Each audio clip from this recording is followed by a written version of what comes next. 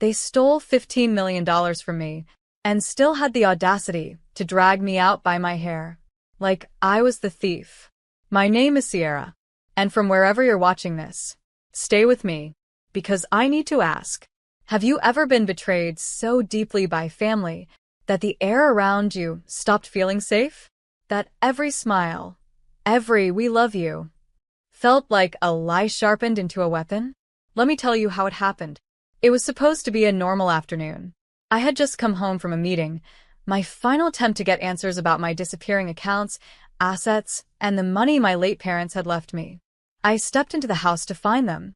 My mother-in-law, father-in-law, sister-in-law Vanessa, and my husband Ronan, all seated in the living room. Ronan didn't even meet my eyes. His mother folded her arms, a smug smirk pulling at her red lipstick. "We've made a decision," she said. "This house is no longer yours. You can leave now. Vanessa needs the space." I blinked. "What?" "You've been unstable," she added. "Aggressive. Paranoid. And frankly, we're tired of your entitlement. You're not the only one who deserves nice things." That's when Vanessa chimed in, twirling her manicured fingers. "Maybe next time you won't be so careless with your money." My jaw clenched. "I didn't give you permission to touch any of my inheritance." My father-in-law stood up. "It's not yours anymore. You entrusted it to this family. Now pack your things and go." I laughed, bitter and stunned. "You think I'm walking out after everything you've stolen?" "You won't be walking," my mother-in-law snapped. "You'll be dragged if you have to." I ran upstairs. My heart was pounding, chest tight with a rage I'd never known before. I opened the closet and grabbed the red suitcase. Shoved in what I could: passport, my mom's sapphire ring, the vintage letters from my dad, the last photo we had together before the accident. That bag wasn't just luggage. It was memory. Blood. Worth. I zipped it, started down the stairs. She was waiting for me. That same smirk, venom in lipstick form. "You're not taking anything from here. Give me that bag." "No," I said. Quiet. Firm. "Give me that bag," she shrieked. She lunged, grabbed one handle. I clutched the other. We struggled. Then, her husband came from behind. Ronan just stood there, watching. I felt his father's hand slam into my scalp, fingers twisting my hair like it was rope. And just like that, he dragged me out of the house, down the stairs, across the front porch, like I was trash. Neighbors watched. One even pulled out her phone. No one stepped in. When they threw me onto the sidewalk, my elbow scraped the concrete. Blood started pooling around the torn sleeve of my blouse. My bag landed next to me, flung open. My mother's ring rolled across the driveway. And I swear to God, Vanessa laughed. Just then, I stood up slowly, picked up the ring, brushed the blood from my arm, and I looked each of them in the eye. My voice calm, my soul on fire. "You're going to regret this. Not today, but soon. And I promise you won't see it coming." Then I turned, and I walked away, with nothing but the one thing they never managed to steal: my name. My parents didn't leave me riches. They left me a legacy. A chain of antique jewelry stores, a small vineyard in Spain, and a trust account worth just over $15 million. The result of years of sweat, sacrifice, and smart investing. When they died in a car crash 5 years ago, I was 27, alone, and married. I remember Ronan holding me at the funeral, whispering, "You'll never be alone again." What I didn't realize was that I had just inherited a kingdom and married into a family of thieves. At first, everything felt supportive. Ronan's parents, Edward and Sylvia, comforted me, helped me navigate the paperwork. Sylvia even cried with me once while organizing the trust documents. "We're family now," she said, "and family takes care of each other." That phrase would come back to haunt me, because while they were offering me tea and hugs, they were also gathering documents, signatures, legal access.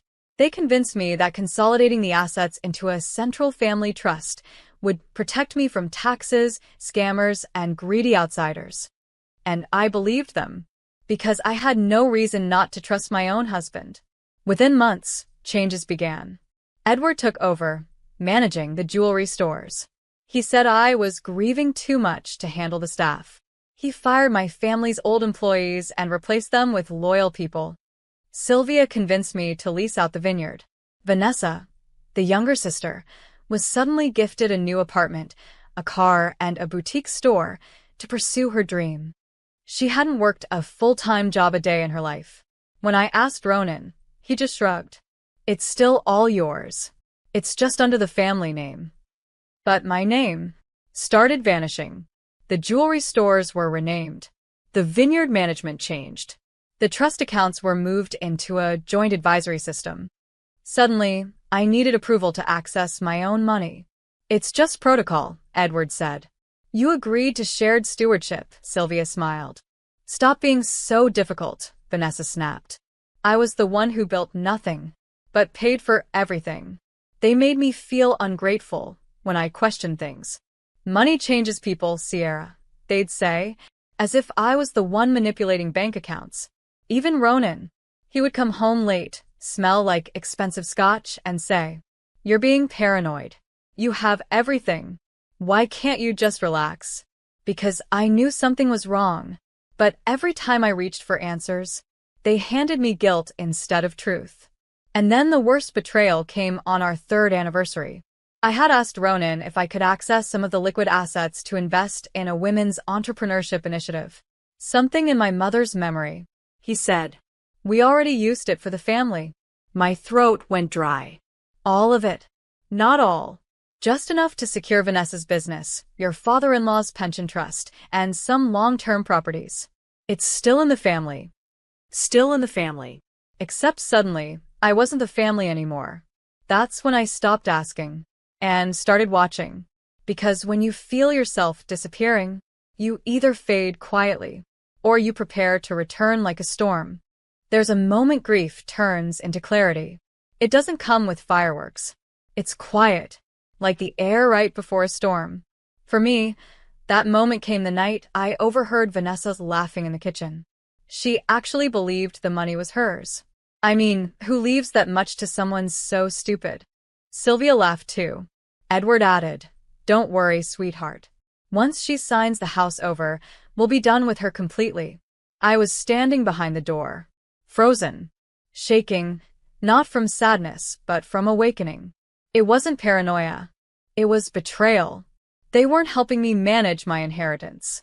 They had orchestrated a theft with piano keys and politeness. The next morning, I emailed a contact from one of my father's old firms, a man named David Okoro, a forensic accountant who specialized in inheritance audits. I didn't tell anyone. David worked fast. Within days, he requested a full review of the trust structure and recent asset activity. He called me at midnight. "Sierra, you're not going to like what I found." Almost every major asset, the vineyard, the downtown apartment complex, even parts of my mother's antique collection, had been liquidated, transferred, or used as collateral in loans that were funneled into shell companies. Companies tied to Vanessa. Companies signed by Sylvia. And guess what name was used to validate some of those transactions? Mine. Except I never signed them. They forged my signature? David's voice was grim. Not once. Dozens of times. With notaries who were paid off. Some of these documents date back over a year. And just like that, every flash of confusion, every gut feeling I'd ignored, slammed into place like a door locking from the outside. I'd been robbed. From within my own home. And the people doing it called themselves family. I stared at the wall for a long time. Ronan was asleep beside me, breathing peacefully, like a man who never once considered the storm that could be born from the silence he dismissed. I got up, opened my laptop, started downloading every bank statement, every transaction, every document I could find. I printed everything, photographed everything else. The next day, I called my lawyer. She asked me one question. "Do you want to fight quietly or end this loudly?" I said, "I want to burn the entire script they wrote for me and write my own." That night, I looked at my wedding ring. It didn't feel like a symbol of love anymore. It felt like a collar I hadn't noticed tightening until I couldn't breathe. So I took it off, put it in a box, labeled it exhibits, evidence, proof. Because from this moment forward, my grief was over, and my revenge had begun. I stopped asking questions. I stopped crying. I stopped explaining myself. Because I wasn't looking for justice anymore. I was building strategy. It started with silence. I let them think I had surrendered, that their words worked, that their lies buried me. And while they gloated, I prepared. I hired an elite legal team through David's referral. Specialists in financial coercion, forged documentation, and estate theft. We began collecting evidence, not just of my signatures being forged, but the flow of money, the paper trail, and the complicity of each family member. Every transaction, every loan, every withdrawal. It was all there, written in the language of arrogance. I opened a private offshore account and transferred the last remaining untouched assets, a small set of foreign stocks my parents had placed in a forgotten safety net. Their final insurance. I used that to fund everything. Then I applied for dual citizenship, something my mother had started for me in her home country before she passed. It was approved in 3 months. I booked a flight quietly, left a note for Ronan that said, "Don't worry about me. I've decided to rest and reflect somewhere far away. Hope your family treats you as well as they've treated me." Then I vanished. No warning, no location, no contact. I wasn't running away. I was building distance, the kind that becomes a wall they could never climb. While they were posting beach photos, hosting dinner parties, and throwing money at Vanessa's failing luxury candle business, I was in a quiet apartment with no name on the buzzer, reviewing documents with my legal team and planning a global asset freeze. David filed reports with the International Financial Oversight Body. My lawyers submitted petitions across multiple jurisdictions. We had evidence of fraud, forgery, and coercion. The case wasn't just airtight. It was volcanic. They just didn't know it yet. Because they still thought they'd won. Vanessa even posted an Instagram story 2 months later with the caption, "Some of us are born to inherit. Others are born to watch. Guess who got the villa? Nail Polish medium skin tone." I watched that clip on my burner phone and smiled. Let them think I was gone. Let them mock. Let them believe the lie they built. Because when you want revenge to last, you don't scream it. You architect it. And my blueprint was almost complete. 3 months after I vanished, Sylvia sent me a message. "Hope you're well. We're hosting a family event this summer. Vanessa's business is expanding. You should come visit as a guest, of course." I read it twice, and then deleted it, because I knew that in just a few weeks, they'd no longer be able to afford their own masks. It started with a call Sylvia couldn't return. Her platinum card declined. Then Edward's corporate account, frozen mid-purchase. And Vanessa's store? A giant red sticker appeared on the glass. Under investigation, property seized. They had no idea what hit them. Because while they were spending my parents' legacy on vanity and delusion, my lawyers had been working across 3 countries, with court orders, asset tracing, and fraud disclosures ready to detonate. Within 24 hours, all 11 accounts tied to the family trust, the fake companies, the offshore shelters, even Edward's pension pipeline, were frozen. Their phones started ringing. The family WhatsApp group exploded. And Ronan? He finally reached out. "Ronan, Sierra, did you do this? What's going on?" "Me? You should ask your accountant. Or maybe your lawyer. If you still have one." "Ronan, you're making a mistake. We're family." "Me. So was I. Until you made me a footnote in my own story." Click. The next day, media outlets picked it up. $15M heiress fights back after inheritance swindle. Daughter-in-law turns tables on family who called her a burden. I didn't leak it, but I didn't stop it either. Sometimes, the truth spreads all by itself. Especially when your enemies are too arrogant to think anyone could rise from silence. By the end of the week, Vanessa's beach villa was repossessed. Sylvia's personal accounts were flagged for forgery. Edward's pension was under criminal scrutiny. The main family home, the very house I was dragged out of, was declared illegally acquired property. A judge issued the eviction order. Ronan sent another message. Ronan, you can't do this. Where will my parents live? Me. They can try the same sidewalk I landed on when they threw me out. Ronan, you've changed.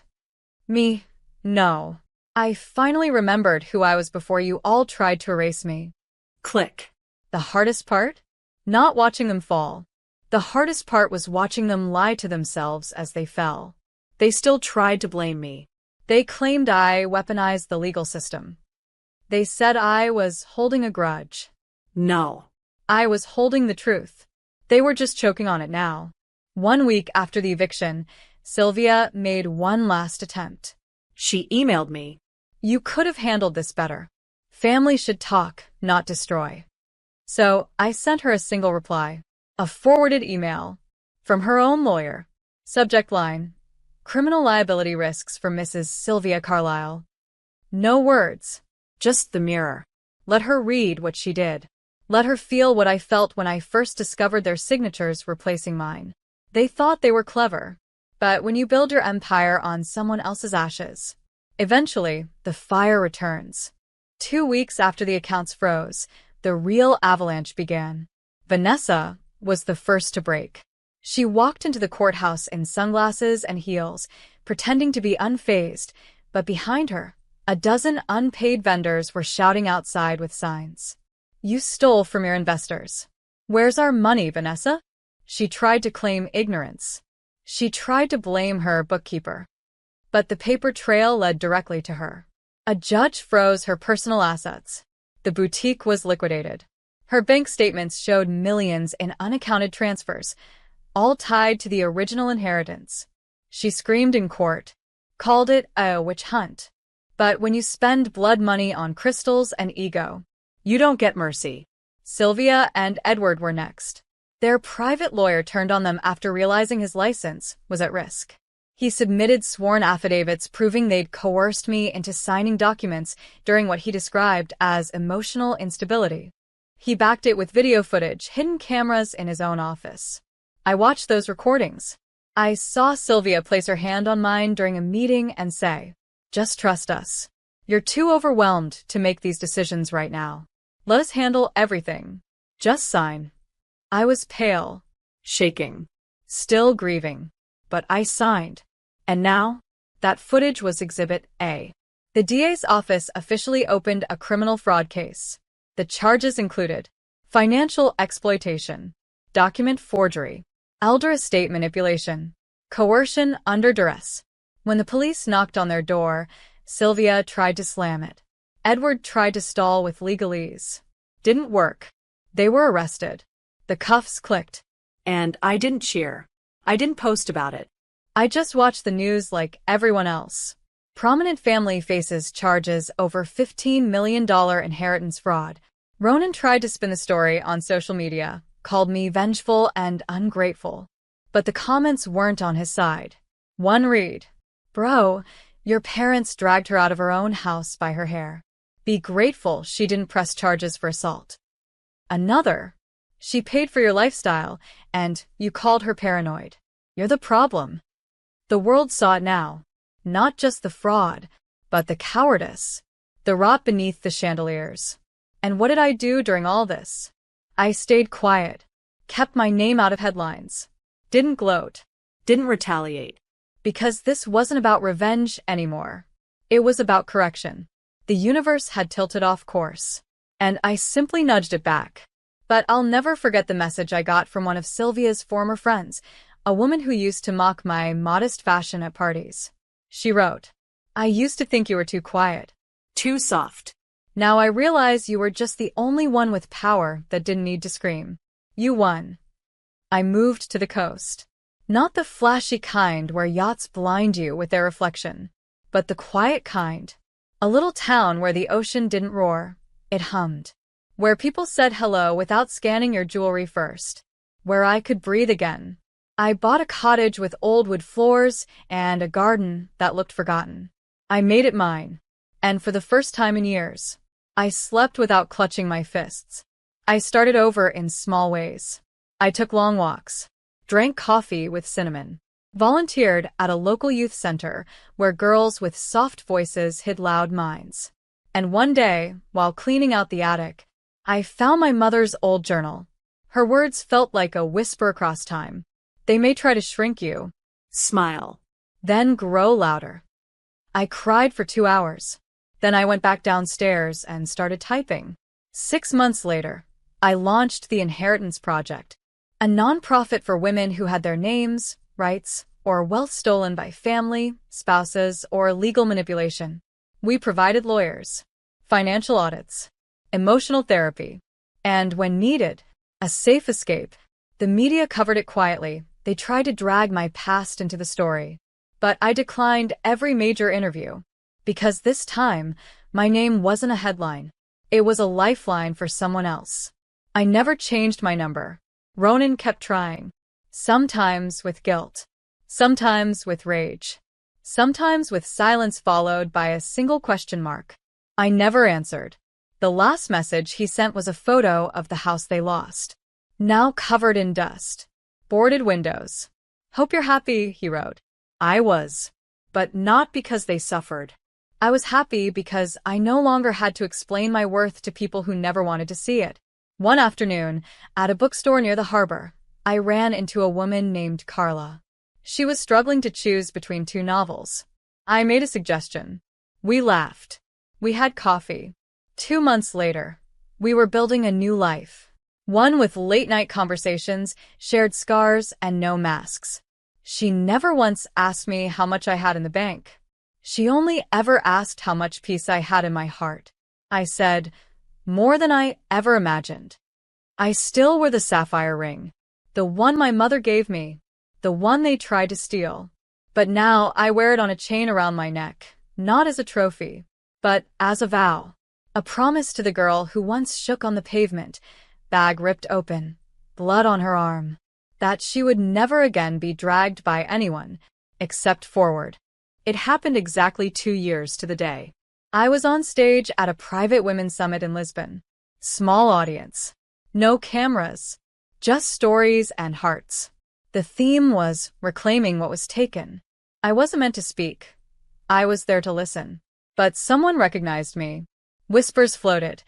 That's her. She's the one who exposed the inheritance fraud. The host asked me gently, "Would you like to say something?" I paused, then stood. And for the first time in public, I told my story. Not the headlines. Not the rage. The real story. About the moment I was pulled by the hair out of a house built with my parents' love. About the silence that followed. About how I turned that silence into strategy. And I ended with this. They thought they'd taken everything. But what they couldn't touch was the seed my mother planted in me. You don't need permission to rise. And if they try to erase your name, write it in a place they can't reach, your own story. The room stood still. Then the applause rose. I saw tears. I saw knowing eyes. And I saw one woman in the back, silent, trembling, who mouthed the words, "Thank you." That's when I knew. I didn't just survive. I shifted the ground I stood on. 3 days later, I got a letter forwarded from my old legal team. It was from Sylvia. "I've lost everything. Edward is ill. Vanessa moved abroad. I'm in a shelter. I'm sorry, Sierra. I don't expect forgiveness. But I wanted you to know. I was wrong." I stared at the words. Not with hate. Not with pity. Just clarity. You don't always need to slam the door. Sometimes you just need to walk through a better one. I didn't reply. Not because I hated her, but because closure doesn't always need words. The cottage by the sea is still mine. The garden finally blooms. And every spring, I plant one new tree. This year I planted a fig tree. Because my mother once said, a fig takes years before it gives fruit. But once it does, it never forgets who watered it. I think that's who I've become. Not the woman they tried to bury. Not the girl they dragged. Not the heiress they robbed. But the woman who grew, despite it all. And now, I don't need revenge. I have something far better. A name no one can steal.